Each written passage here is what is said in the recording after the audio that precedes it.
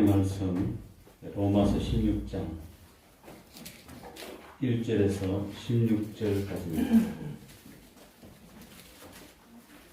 천천히 교독하겠습니다. 정독으로. 제가 먼저 선동합니다. 내가 갱그레아 교회 일꾼으로 있는 우리 자매 베베를 너희에 추천하노니 너희는 주 안에서 성도들의 착각하는 일들로 그를 영접하고 무엇이든지 그에게 소용되는 바를 도와주었으니 이는 주가 여러 사람과 나의 보호자가 되었습니다. 너희는 그리스도 예수 안에서 나의 동력자들인 브루스가와 아굴라에게 문안하라. 그들은 내 목숨을 위하여 자기들의 목까지도 내놓았느니 나뿐 아니라 이민의 모든 교회도 그들에게 감사합니다. 또 저희 집에 있는 교회에도 문안하라. 내가 사랑하는 에베네도에게 문안하라. 그는 아시아에서 그리스도께 처음 맺은 열매니라. 너희를 위하여 많이 수고한 나에게 문안하라. 내 친척이여 나와 함께 갇히던 안드로니고와 유네에게 문안하라. 그들은 서로들에게 존중이 여겨지고 또한 나보다 먼저 그리스도 안에 있는 자라. 또 주 안에서 내 사랑하는 하나님을 위하여 문안하라. 그리스도 안에서 우리의 동역자인 우르바노와 나의 사랑하는 스타고에게 문안하라. 그리스도 안에서 성장하는 바도 그에게 문안하라. 아리스도를 왼쪽에게 문안하라.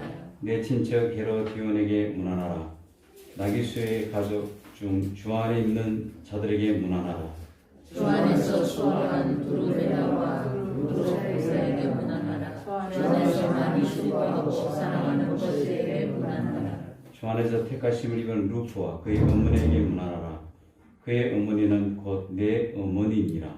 아순 그리스도와 블레몬과 호메와 아드로바와 호모와 그들과 함께 있는 형제들에게 문안하라. 비롤로그와 율리아와 또 네레오와 그의 자매와 올롬바와 그들과 함께 있는 모든 성도에게 문안하라. 너희가 거룩하게 일만심으로 서로 문안하라. 그리스도의 모든 교회가 다 내게 문안하느니라. 아멘. 자, 오늘 본문의 말씀 가지고 무엇이 우리를 하나 되게 하는가 라는 제목으로 이 시간에도 함께 은혜를 나누고자 합니다. 로마서 마지막 장인 16장이죠. 이 16장은 로마에 있는 성도들에게 인사하는 내용들로 가득 차 있습니다. 이 본문에는요, 26명의 이름이 거론됩니다. 그리고 바울이 언급하는 사람들은 생소한 사람들이 많죠. 생소한 사람들. 그러나 이 부분에도 큰 은혜가 있다는 겁니다. 이 인사를 통하여 로마 교회가 어떤 교회였는지를 그리고 교회에 대한 중요한 교훈을 얻을 수 있다는 것입니다. 사도 바울의 인사에 눈에 띄는 이름들도 있죠. 그 중에 한 사람이 13절에 루포라는 사람입니다. 루포와 그 어머니가 그 어머니에게 문안하라. 그런 인사 표현이 있죠. 루프라는 이 이름, 예수님의 십자가를 대신 졌던 사람 누굽니까? 여러분 혹시 기억나십니까? 구레네 사람 시몬.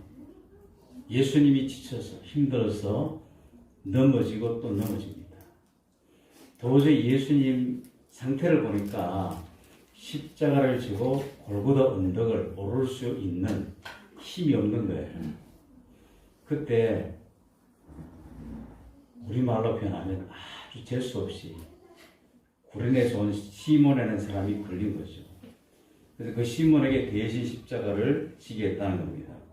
그래서 마가복음 15장 21절에 알렉산더와 루프의 아버지인 구레네 사람 시몬이 시골로부터 와서 지나가는데 그들이 그를 억지로 같이 가게 하여 예수의 십자가를 지우고 시골에서 왔다가 지나가는데 그 사람을 붙들어서 예수의 십자가를 지웠다는 이 말이죠.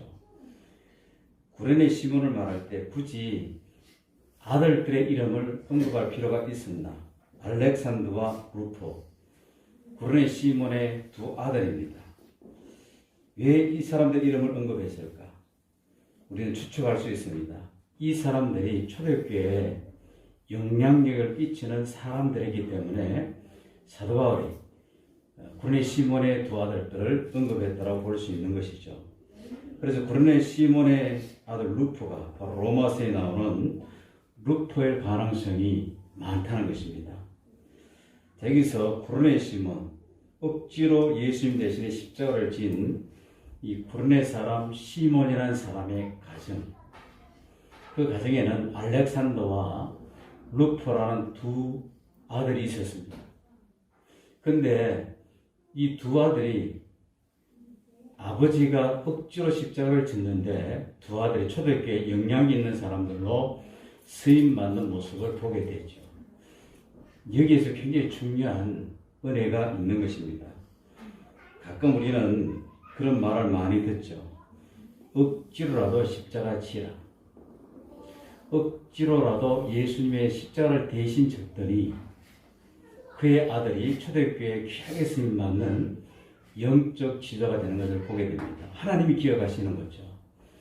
구레네 시몬 입장에서는 아무것도 모르고 얼떨결에 억지로 지기 싫은데 너 이리 와. 그때 로마 군병들은요 인력 차출권이 있어요. 너 이리 와야 돼요. 안 그러면 문제가 생기는 겁니다. 억지로 구레네 시몬의 십자가 졌더니 저는 이런 생각이 들어요. 이 말씀을 보면서 이런 장면을 우리가 떠오를 수 있는 거죠.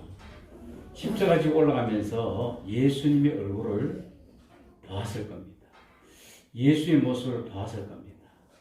그러면서 많은 고민을 했겠죠. 저분이 왜 저렇게 고난받아야 하는가? 그러면서 아마 예수님과의 인격적 만남이 이루어지지 않았나 이런 생각이 들기도 합니다. 단지 성경에 나타나 있지는 않지만 구레네 가문에 이어지는 믿음의 모습을 볼 때 짐작할 수 있는 거죠. 아니면 십자가 진 이후에 제자들로부터 복음을 들었거나 어쨌든 간에 주님을 만나 믿음의 가문을 일으킨 사람이다. 그리고 그의 아들들은 귀하게 쓰임받았다.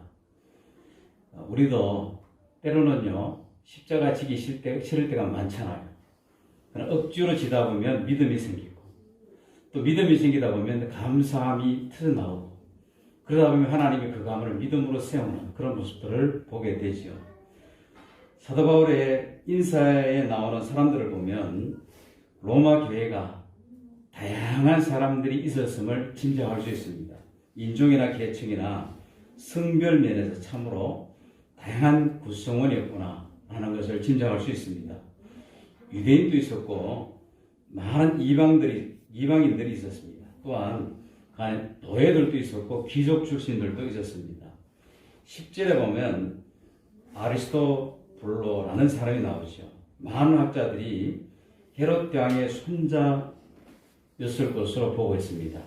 11절에 헤로디온이라는 사람 역시 헤롯 대왕 가문과 연결된 인물로 학자들은 보고 있습니다.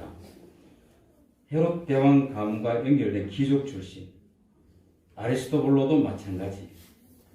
한마디로 가장 어울릴 수 없는 이들이 도저히 하나 되기 어려운 사람들이 한 교회에 하나된 공동체를 이루고 있다는 것입니다.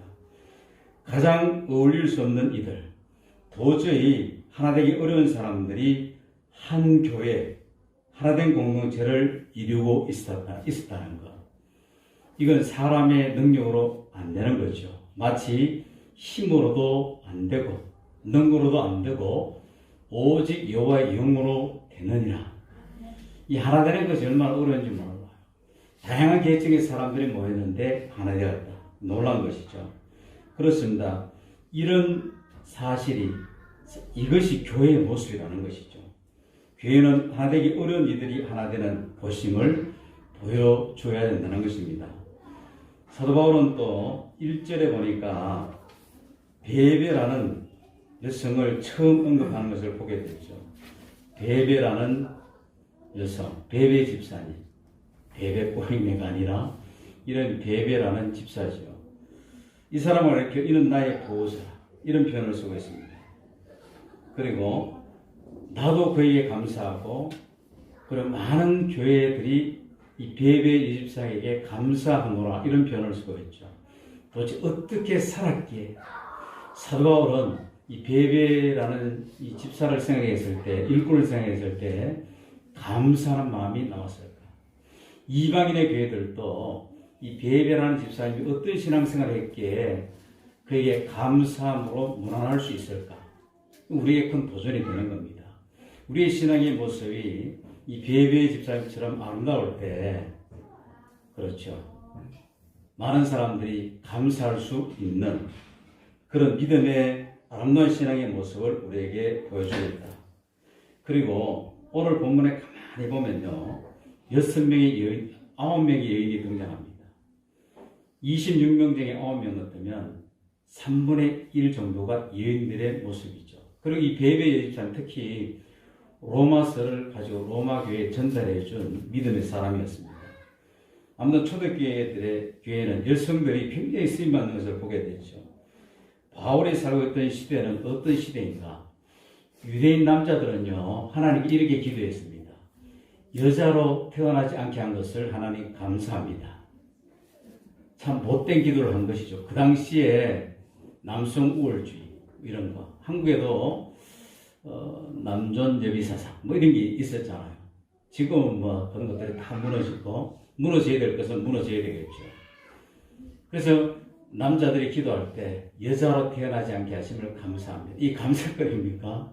결코 아닌데 그런 시대에 여성의 이름이 여기에 9명이나 등장한다는 것은 굉장한 것이다 라고 볼 수 있는 것이죠. 4절에서 브루스가와 아굴라 부부에 대하여는 어떻게 변하고 있습니까? 그들은 생명의 유혹을 무릅쓰고 내 목숨을 살려준 사람이다 이런 표현을 쓰고 있습니다. 우리 4절을 다 같이 한번 읽어볼까요? 4절 시작. 그들은 내 목숨을 위하여 자기들의 목까지도 내놓았나니 나뿐 아니라 이방의 모든 교회도 그들에게 감사하느니라. 베베 집사님 못지않게 브루스가와 아굴라 부부도 대단한 믿음의 사람이죠. 본문의 표현대로 보면 그들은 내 목숨을 위하여 자기들의 목까지 내어놓았나니 바울의 목숨을 위하여 자기 목이라도 내놓는 선교사에게 동력하는 하나님 나라 확장을 위하여 동력하는 아름다운 믿음의 모습을 우리에게 보여주죠. 그러니까 바울도 감사하고 이방인의 모든 교회도 그들에게 감사한다. 그들의 헌신을 통해서 이방 교회가 세워지고 하나님의 영광이 드러났던 것입니다. 7절에 나오는 안드레니고와 유니아는 함께 감옥에 갇혔던 사람임을 성경은 표현하지요. 내 친척이여 나와 함께 있었던 안드로니고와 유니아에게 문안하라. 그들은 사들에게 존중이 여겨지고 또한 나보다 먼저 그리스도 안에 있는 자라. 본문을 가만히 보면 7절에도 내 친척이여 이런 표현을 쓰죠. 11절에도 내 친척 헤로디온에게 문안하라 이런 표현을 쓰는 것을 보게 됩니다. 바울과 이렇게 가까운 친척이었음을 보게 됐죠. 함께 감옥에 갇혔다는 것은 어떤 의미입니까?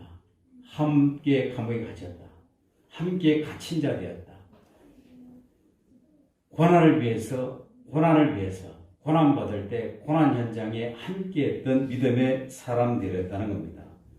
그리고 안드로니고와 유니온은 사도로부터 존중이 여김을 받을 정도로 신실한 사람들이었죠. 사도들이 이 두 사람을 보면 존중이 여겼다는 겁니다. 우리가 다 사람들을 대할 때 존중이 여기는 태도가 굉장히 중요합니다. 존중해줘야 돼요. 사람들은 존중받지 못할 때 상처받습니다. 사람들을 막 깔아뭉개고 깔보고 이렇게 짓밟으면은 인격에 모독을 당하는 것이죠. 존중해서는 굉장히 중요합니다. 그런데 바울이 볼 때 사도들이 이들을 존중해 그냥 일반적으로 모든 사람을 다 존중해줘라 이 말은 일반적으로 할 수 있는데 그들 중에 존중이 받는 사람은 드물잖아요. 존중을 받는다는 것은 뭡니까? 그들의 삶, 그들의 헌신, 주님과 동행하는 모습, 그 모습을 보여줄 때 사람들이 그를 존중히 여기는 것을 보게 됩니다. 그리고 나보다 먼저 그리스도 안에 있는 자라, 사도 바울보다 먼저 그리스도 안에 있는 자, 예수를 먼저 믿었다, 이렇게 볼 수 있는 것이죠. 이런 믿음의 사람들이 고난의 현장에서 함께했다는 것은 엄청난 위로와 힘이 되었을 것입니다. 이것이 핍박의 시대, 고난의 시대를 함께 보낸 당시 성도들의 분위기였다는 겁니다. 어떤 분위기가 느껴집니까? 살벌한 이 고난과 핍박 속에서 가만히 보면 서로 무난하면서 사랑이 넘치는 영적 분위기를 우리가 읽을 수 있는 것이죠. 저와 여러분은 함께 고난을 받았다는 것이 어떤 느낌인지 혹시 이해할 수 있겠습니까? 함께 고난받았을 때 어떤 느낌이 들까? 돌이켜보면 이 군대 생활할 때 어떤 감정이 생기나요? 이 전우회라는 감정이 생기죠. 전우회. 같이 훈련받고 같이 둥글고 같이 면하고 고생하다 보니까 이 전우회가 생기는 겁니다. 서로를 지켜주고 서로를 위로하고 막 세워주는 거죠. 그렇지 않은 모습도 있지만 군대 생각하면 그쪽 방향으로 나는 오줌 뚫기 싫어. 진절머리가 나. 뭐 이런 생각도 들지만 그래도 가까웠던 전우회가 있었던 그런 사람들은 생각나지 않습니까? 그런데요, 전우회와 비교할 수 없는 믿음으로 하나 된 공동체, 이것이 진정한 초대교회의 모습이라는 겁니다. 생사고락을 함께한, 고난을 함께한, 어려움을 함께한, 이건 신앙이라 말할 수 있는 거죠. 신앙으로 서로 사랑하는 것. 아마 지금이 핍박의 시대라면 매주일 우리는 오늘 서로를 끌어안고 울었을 겁니다. 로마 교회가 핍박받을 때 그들의 모습은 어땠을까요? 서로 안부를 물을 겁니다. 평안하뇨, 평안하뇨. 이렇게 막 물으면서 서로의 안부를 막 물었을 거예요. 갑자기 어떤 형제가 보이지 않습니다. 로마 군인들에게 잡혀가서 순교를 당했다. 이런 소리 들을 때 얼마나 마음이 허전했겠습니까? 그럴 때 서로 안전한 모습을 보면서 안도의 마음을 가지게 되었을 겁니다. 그런 핍박의 분위기 속에서 만났을 때 끌어안고 울면서 함께 위로하는 그 모습. 지금도 그런 곳들이 있죠. 특히 이제 공산권, 중국과 북한, 그리고 모슬람 지역에 수비자들이 파송되어 가 있지만 죽음의 위협을 많이 받고 있습니다. 어려운 현실 속에 있는 그들의 모습을 보게 됐죠. 특히 중국에 삼자교회가 있고 지하교회가 있습니다. 삼자교회는 국가가 공식적으로 인정하는 교회, 지하교회는 국가가 공식적으로 인정하지 않는 선교사들이 아니라 믿음의 사람들이 개척해서 지하에 땅굴밭에 있는 것이 아니라, 물론 지하에 도 있을 수도 있는데 지하교회라는 것은 엄밀한 교회 조직을 의미하는 거예요. 공산당에 보고되지 않는 것. 이 삼자교회는요, 공산당과 연결되어 있어요. 모든 보고를 하고, 그래서 종교의 자유가 있다는 것을 보여주기 위해서 삼자교회를 중국에서는 이렇게 운영하는 것을 보게 됩니다. 그리고 북한에서도 지하교회가 있습니다. 그리고 북한에서는 크게 두 개의 교회가 있죠. 이 봉수교회 있고 한 교회는 지금 이름이 생각 안 나는데, 이 공식적으로 교회라고 예배당을 크게 멋있게 지어놨어요. 그래서 다른 사람들이 오면은 그래서 예배를 막 드리는 쇼를 합니다. 저도 군대 입어서 우리 김봉희 집사님하고 그때 갔을 때 이 봉수교회에서 만나요? 맞습니다. 예배를 드렸어요. 분위기가 살벌했지만 예배를 드렸습니다.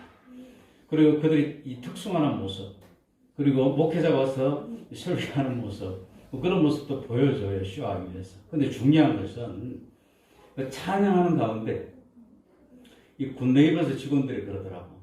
이 북한을 자주 왕래하다 보니까 저들 중에 진짜 크리스찬이 있다. 진짜 크리스찬이. 그래서 악수하면서 그걸 느낀대요. 나는 못 느껴봤는데, 악수하는데 어떤 분이 그러더래요. 손에 바닥에 십자가를 이렇게 탁 그리더래. 어떤 분이. 다른 사람은 그냥 악수가 지나가는데, 아, 이분이 진짜 그렇지 아니구나. 뭐 그걸 느꼈다는데요. 사실 이 봉숭에 찬양하는 모습만 보더라도요, 굉장히 반가워요.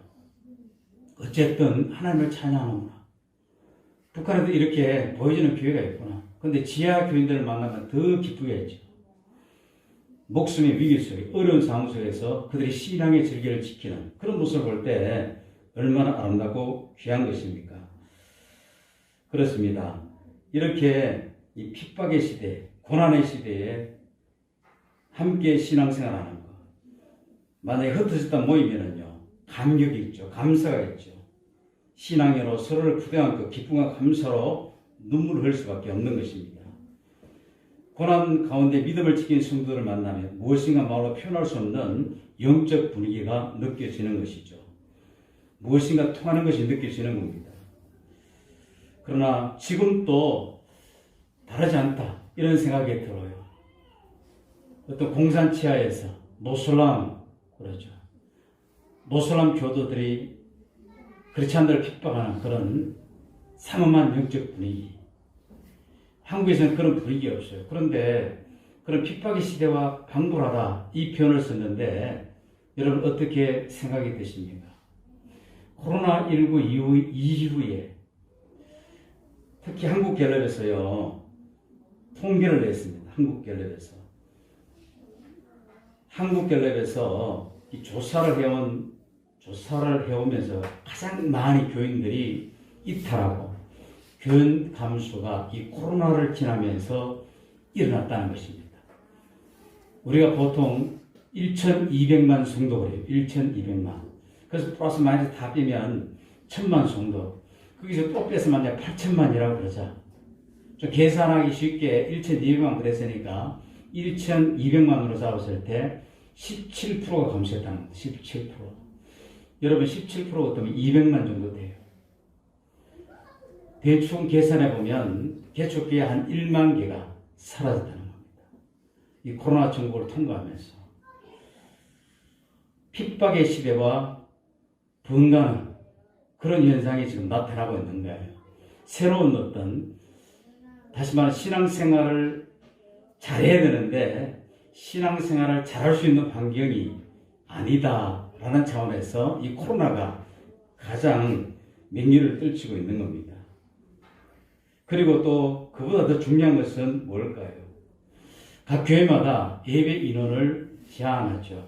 방역 수칙에 의해서 15%, 20%, 30% 지금 많이 그래도 완화된 것 같은데요. 그러다 보니까 지금도 우리도 유튜브로 함께 예배 드리는 성도가 있을 거예요. 개척교회는 조금 그래도 숫자가 적으니까 그냥 와서 예배 드릴 수 있지만 큰 교회는 인원을 엄격히 제한해버리면 굉장히 많은 사람들이 영상으로 예배를 드려야 됩니다. 근데 영상으로 예배 드린 결과 어떤 현상이 나타나고 있을까요? 하나님을 진심으로 경외하는 마음이 지금 사라지고 있어요. 예배에 대한 사모함이 사라지고 있다는 겁니다.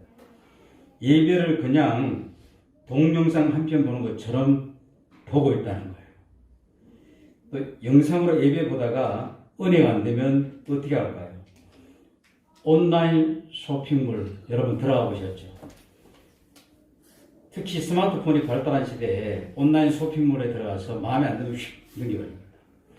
그리고 컴퓨터로 온라인 쇼핑몰에 들어갔을 때 클릭하다가 마음에 안 들면 휙 넘기잖아요. 지금 교인들이 그런 현상이 나타나고 있다는 겁니다. 교회 예배드리다가 설교가 마음에 안 들어요. 여러 가지가 마음에 안 듭니다. 그럼 휙 넘겨서 다른 교회에 들어가 봅니다. 이 교회도 별 은혜가 안 되네 또 휙 들어가 버립니다. 이건 엄청난 영적인 문제가 발생했다라고 말할 수 있습니다. 그래서 이 시대의 영적인 어려움은요, 핍박의 시대보다 결코 못하지 않다는 겁니다. 그런 의미에서 우리가 정말 믿음으로 살았다면 지금 또 우리의 만남이 감격이 될 수 있는 것이죠. 치열하게 믿음으로 살아보려는 싸움을 했다면 만남이 감격이 될 수 있다는 겁니다. 믿음으로 산다는 의미를 서로 알기 때문에 그렇죠. 우리 한 사람 한 사람이 정말 믿음으로 치열하게 살았다면 우리 성도들이 만났을 때 그 감정은요 새롭다는 거예요. 만약 우리가 교회에서 만나도 친밀감 없이 대면대면 이렇게 느껴진다면요, 어쩌면 믿음으로 치열하게 살지 못했다, 그렇게 볼 수도 있는 것이죠. 여러분, 믿음으로 치열하게 살면 성도가 얼마나 귀한지 몰라요. 하나님의 사람들을 만났을 때 그 기쁨은 배가 되는 것이죠. 예수 그리스도의 사람들은 주님 앞에 설 때를 생각하고 살아야 된다는 겁니다. 항상 주님을 의식하고 주님 앞에서의 삶, 그 삶이 하나님이 기뻐하는 삶이죠. 주님 앞에서는요, 주님으로 인하여 고난당하는 사람이 가장 복되다 여김받고 감사할 것입니다. 로마 교회에서 고난당한 성도는 어떤 대접을 받았겠습니까? 불쌍하고 복도 없는 사람이라 여겨지겠습니까? 결코 아니라는 것이죠. 가장 귀하게 여겨졌을 것입니다. 15절에 보니까 네레오라는 사람이 나오죠. 이 사람에 대하여 전해지는 얘기가 있습니다. 그는 도미티안 로마 황제의 사촌인 집정관 클레멘스의 비서였다는 겁니다. 바로 네레오가 황제의 사촌인 집중관 클레멘스의 비서. 이 클레멘스의 아버지는 로마 네로 황제 때요, 로마의 대화제의 책임을 기독교인들에게 덮어 씌우는데 주도적인 역할을 한 사람이 클레멘스의 아버지였다는 겁니다. 그런데 그의 아들 클레멘스는 그리스도인들이 고문당하고 죽어가는 모습을 보면서 충격을 받은 거예요. 원정격인역에서 야생동물에게 던져져 몸이 갈기갈기 찢겨지는 그리스도인들을 보게 됩니다. 화행장에서 불태워지는 그리스도인들을 보게 됩니다. 그런데 중요한 것은 그런 위협 앞에, 목숨이 경각에 달린 그런 위기 앞에 그 당시 1세기 크리스찬들은 찬양했다는 겁니다. 하나님께 감사했다는 겁니다. 그런 극한 상황에 하나님을 위해 찬양하는 그들의 모습, 도대체 무엇이 이들로 하여금 죽어가면서도 찬양하게 한단 말인가? 기뻐하게 한단 말인가? 클레멘스로서는 이해가 되지 않는 그런 모습이죠. 고민하던 그런 기독교인들을 접촉하게 복음을 듣게 되고 예수를 구주로 영접하게 됩니다. 이 일을 뒤에서 주선한 사람이 바로 글렌네오였다라고 보는 것이죠. 로마교회는 이처럼 아내와 남편, 자녀를 잡아가고 죽이던 원수까지 받아들이는 사랑이 있었던 교회였다는 겁니다. 한국에도 원수를 양아들로 삼은 목사님이 있죠. 사랑의 원자탄 손양원 목사님. 자기 아들을 죽인 두 사람을 양자로 삼았습니다. 결국 자기 아들로 삼은 것이죠. 이게 가능한 겁니까? 바로 이게 가능한 것이죠. 그리스도인들은 어떤 사람입니까? 바로 송양원 목사님 같은 사람. 로마 시대에 자기 어머니를 순교시켰고 아버지를 순교시켰고 자기 자식을 순교시켰던 그 아버지 아들을 교회가 끌어안고 사랑하는 그 모습을 클레멘스를 통해서 우리에게 보여주는 것입니다. 기독교는 어떤 사람입니까? 바로 용서와 사랑의 사람이라는 것이죠. 이 말씀이 이루어지는 것이 교회라는 겁니다. 교회는 한 몸 공동체라는 사실, 이 사실을 우리가 알고 깨닫고 살아간다면 굉장한 능력이 나타날 텐데 우리가 그렇게 살지 못한 우리의 모습을 보게 됩니다. 이제 로마 교회 안에 이런 일이 가능하게 된 원인이 무엇인가 궁금하지 않습니까? 그건 도대체 어떻게 했길래 그렇게 살았단 말인가? 어떻게 이렇게 초월해서 하나 되었으며 서로 사랑하게 만들 수 있었을까? 열쇠는 뭡니까? 열쇠는 예수 그리스도라는 겁니다. 예수 그리스도. 오늘 본문 보면요, 주 안에서, 그리스도 안에서, 예수 안에서란 말이 9번이나 반복되는 것을 보게 됩니다. 바울의 신학의 사상 중에 가장 바울의 신학을 잘 표현해 주는 게 뭐냐면 in Christ, 그리스도 안에, 성령 안에, 말씀 안에 이걸 반복해서 쓰는 것을 보겠습니다. 그렇습니다. 로마 교회는 그저 하나의 기관이나 조직체가 아니었습니다. 주님 안에 있는 사람들의 모임이었다는 것이죠. 실제로 예수님께서 함께 하시는 교회였다는 것을 보여주는 사건입니다.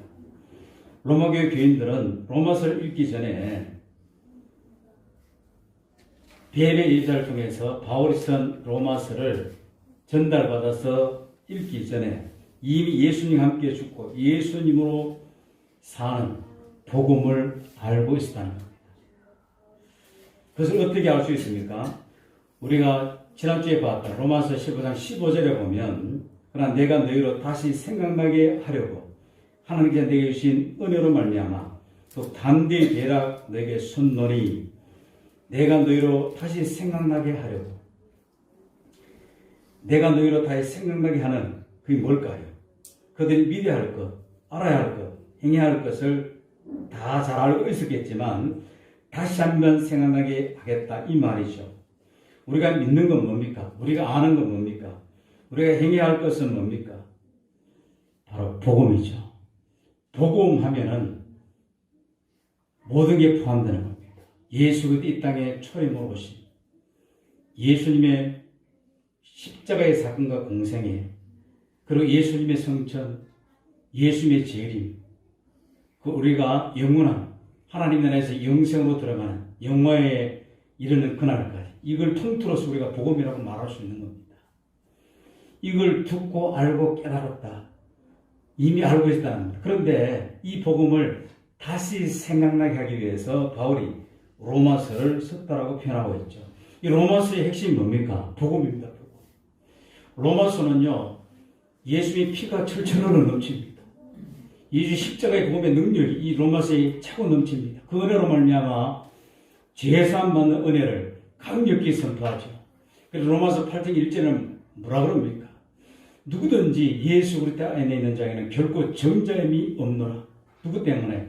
예수 안에 성령의 능력으로 말미암아 그 안에 있는 자를 누구도 정죄할 수 없다는 겁니다. 용서의 복음, 예수의 피로 말미암아 구속과 제상을 받는 은혜의 복음. 그뿐입니까? 로마서의 전체가 엄청난 우리 은혜를 주는 것을 보게 됐죠.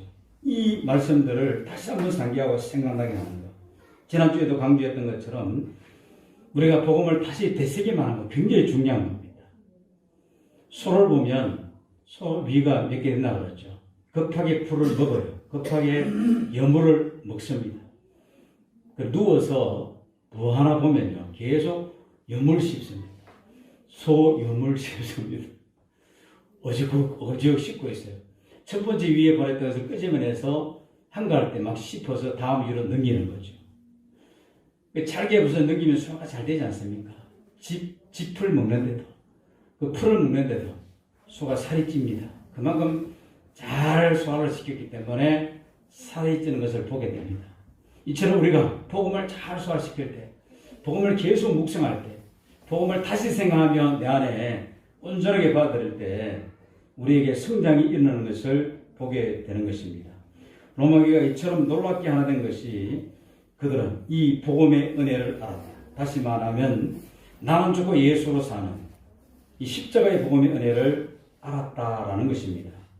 우리가 정말 예수님 안에 있는 사람인지는 우리의 삶을 통해서 보여지는 것이죠. 당신이 정말 예수 안에 있습니까? 장 목사 당신 예수 안에 있습니까?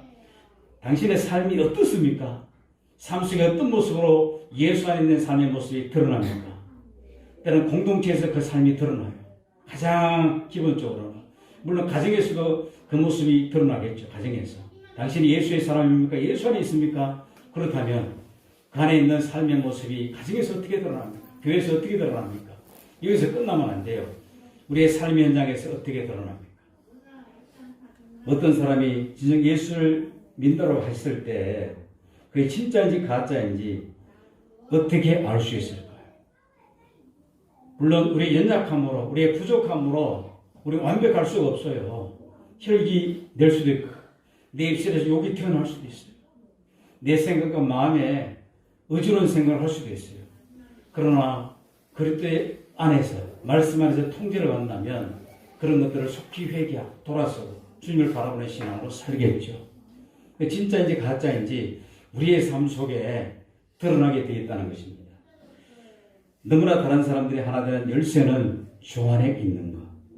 그렇죠. 주 안에 있는 것. 그래서 하나 되게 하는 열쇠는 주 안에 있는 것. 로마서 12장 5절 이와 같이 우리 많은 사람이 그리스도 안에서 한 몸이 되어 서로 지체가 되었느니라. 그리스도 안에서 한 몸이 되어 서로 지체가 되었느니라. 될 것이라가 아닙니다. 되었느니라. 이미 우리는 그리스도 안에서 한 몸 되어 지체가 되었다. 갈라디아서 3장 28절에 너희는 유대인이나 헬라인이나 종이나 자유인이나 남자나 여자나 다 그래도 예수 안에서 하나입니다. 하나입니다. 사랑하는 여러분, 어느 교인이 싫을 때 어떻게 해야 합니까? 빌립보 교회 여성 지도자들이었던 요디오와 순두개,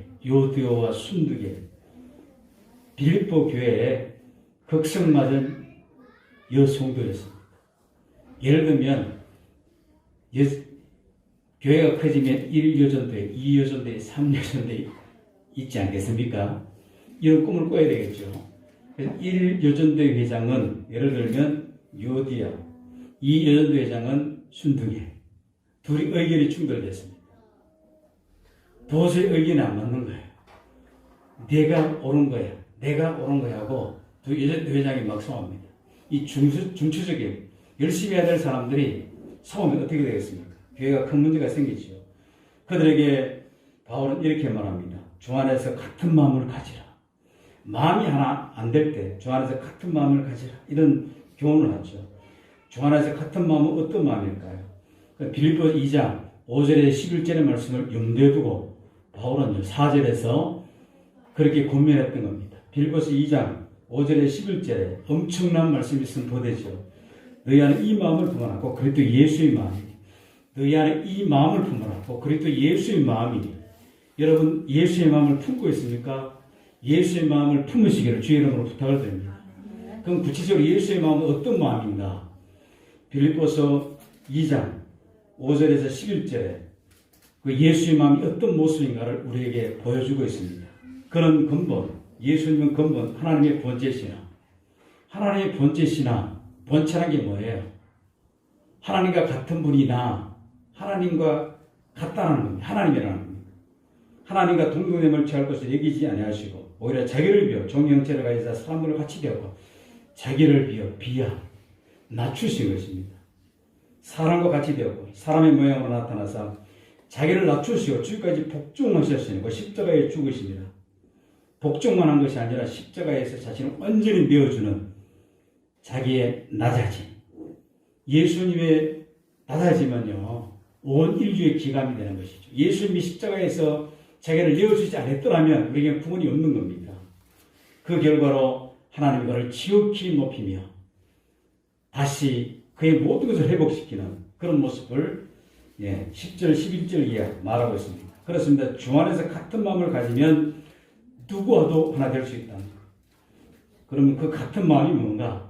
주 안에서 예수의 마음을 품는 겁니다. 예수의 마음. 십자가 지는 마음. 예수님이 장목사를 보고 어린 아이 태어났을 때부터 지금까지 딱 보니까 죄투성이야. 그래서 이 죄에 대해서 하나님 반드시 심판해야 됩니다. 죄에 대해서는 하나님은 그냥 넘길 수가 없어요. 왜냐하면 하나님은 공의로우신 분이기 때문에. 그런데 장목사 예수를 믿어요.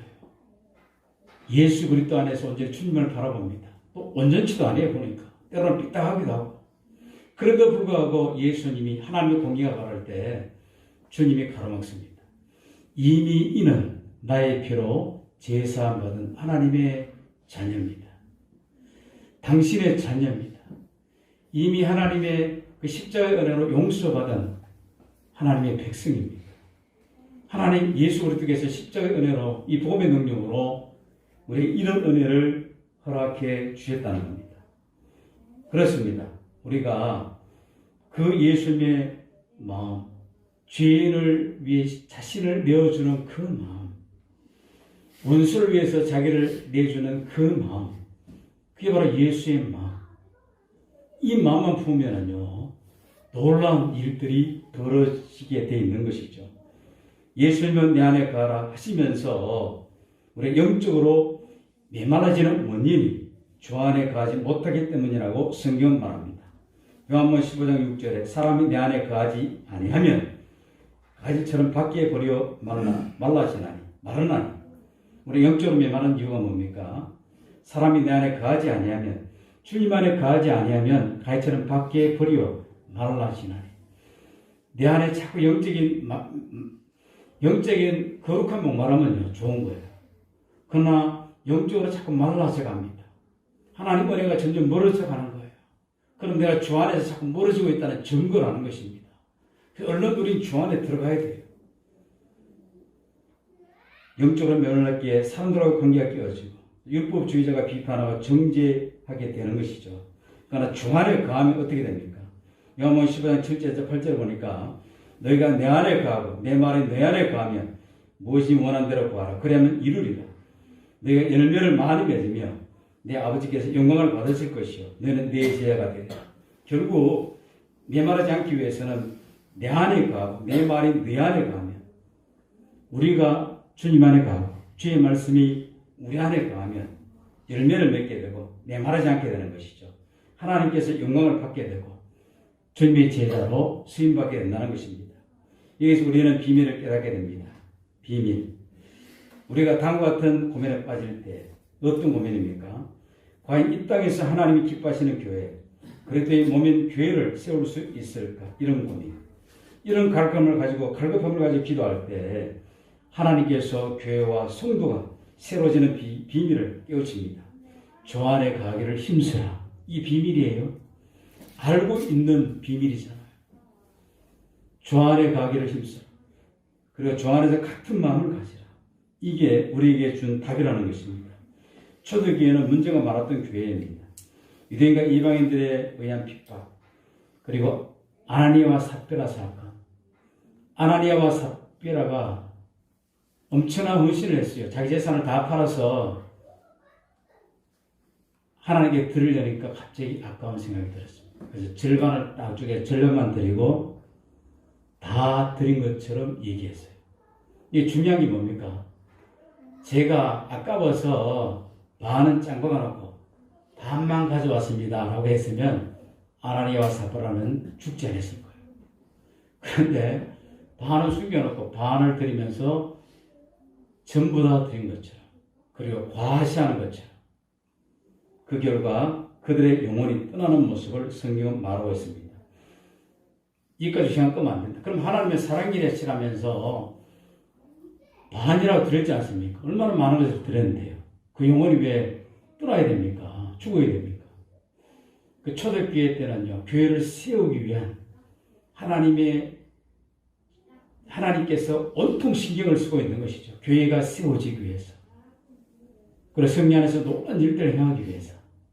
그런 시절이기 때문에 하나님은 이런 것도 허락하시면서 교회를 세우는 것을 보게 된다는 겁니다.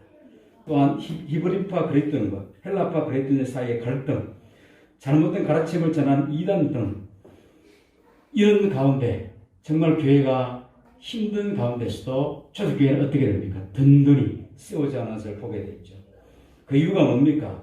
오직 부활의 주 예수님이 함께 하시기 때문에. 그래서 그 많은 문제를 통하여 오히려 복음의 영광이 강하게 드러났던 것입니다. 오늘 우리 교회가, 한국교회가 회복할 점이 바로 여기에 있는 것이죠. 주 안에서 나는 죽고 예수로 살아가고 있는가? 주님과 동행하는 삶을 살아가고 있는가? 이 질문은 계속해서 우리에게 던져야 됩니다. 나는 죽고 예수가 내 안에 살아계신가? 주님과 동행하는 삶을 살고 있는가? 사람 여러분, 그렇게 살고 있습니까?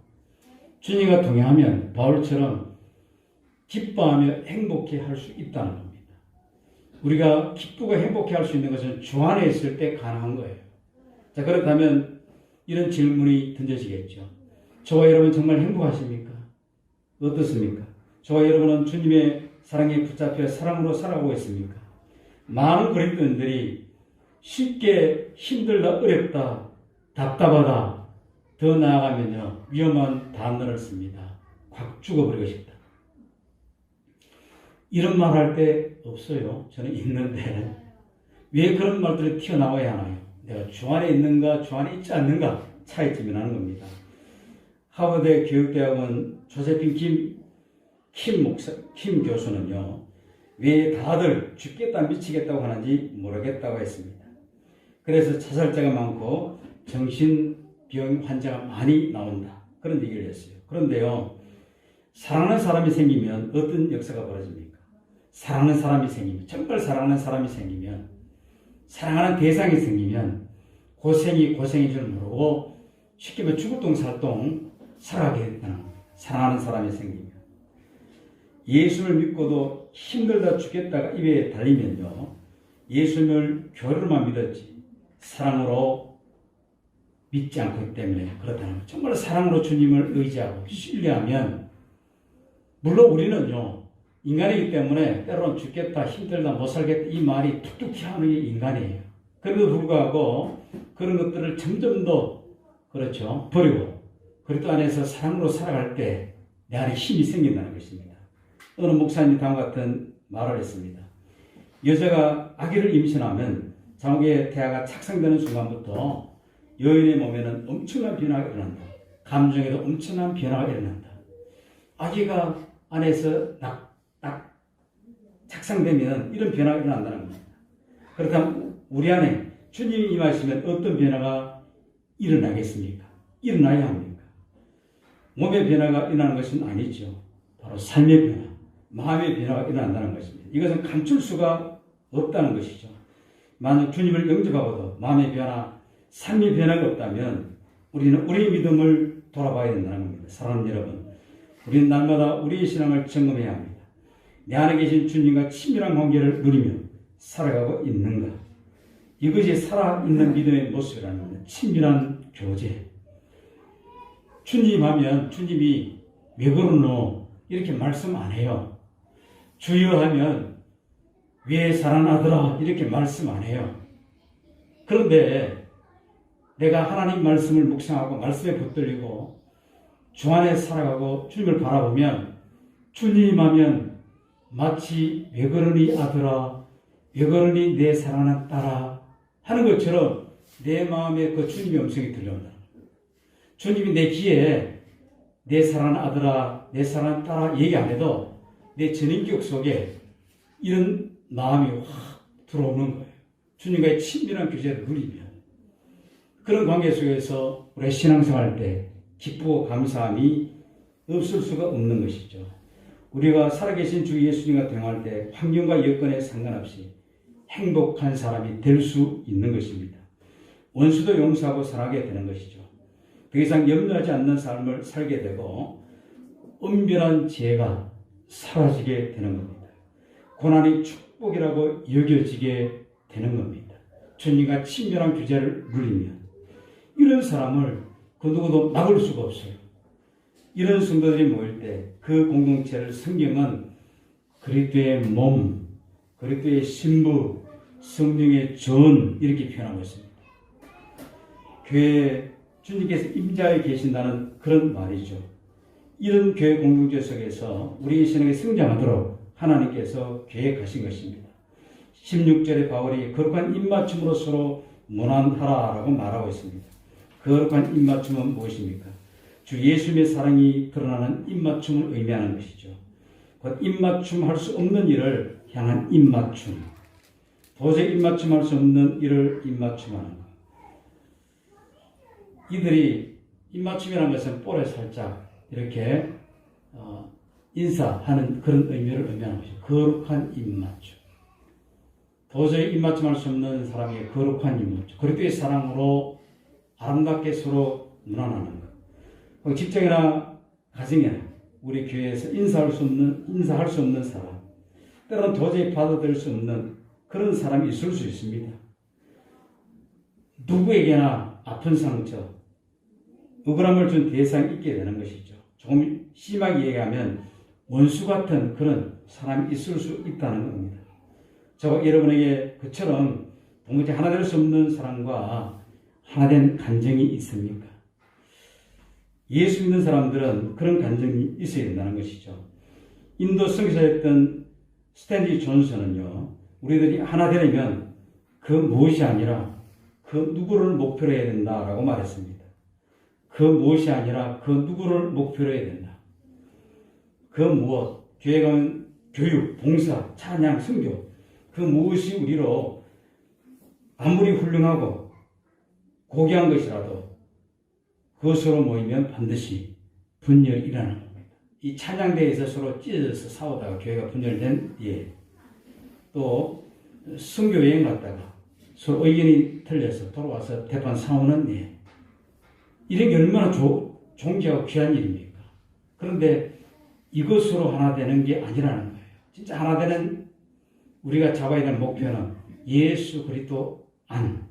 그렇죠. 예수 그리스도 안. 주님 안에 살아갈 때 주님을 중심으로 모이면 놀라운 연합이 이루어진다는 겁니다. 서로 다른 것은 오히려 아름다운 조화를 경험하게 되는 것이죠. 그럼 우리에게 필요한 것은요, 우리 모두 주님 안에 가기를 힘쓰는 것. 왜 우리가 주님 안에 가기를 힘써야 하는 것입니까? 복음서를 보니까, 사도행전을 보니까, 서신서에 그 모든 말씀들이 주님과 동의하며 살기 위해서 우리에게 쓰여진 말씀임을 우리에게 보여주는 것이죠. 사랑하는 여러분, 주님을 정말 믿고 있는가? 정말 믿는다면 내 삶 속에 어떤 모습이 드러나야 하는가? 주님 안에 정말 내가 거하는가? 정말 거한다면 내 삶의 모습에서 어떤 모습이 드러나야 되는가?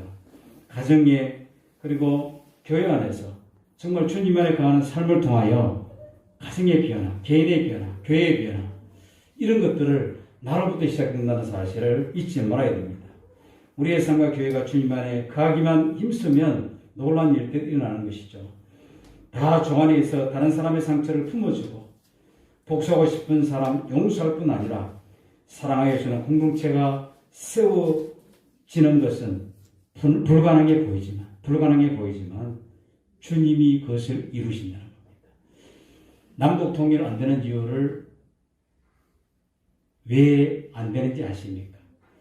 교회도 하나 안 되는데 어떻게 남북 통일이 이루어지겠냐고 그렇게 얘기하는 목사님입니다. 교회도 안 되는데 어떻게 남북 통일까지 기대하냐고.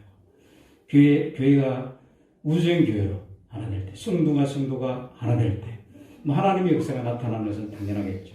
사랑하는 여러분, 가정과 우리 교회가 바로 주 안에 살아가는 그런 삶을 금년 안에 한번 살아보십시오. 우리 모두 그렇게 살기로 한번 결단하고 한 주간 또 살아가는 저와 여러분 되시기를 주의 이름으로 축복합니다. 살아계신 하나님 감사합니다. 말씀대로 살지 못한 것을 다시 한번 고백합니다. 주님이 원하시는 주님 안에, 말씀 안에, 예수 그리스도 안에 날마다 주님과 동행하는 삶을 살아감으로 우리 안에 놀라운 회복들이 일어나게 하여 주옵소서. 서로 사랑하며 용서하며 그리스도의 복음이 널리 전파되는 우리 교회가 되게 하여 주시기를 원하며 살아계신 예수님의 이름으로 기도드립니다. 아멘.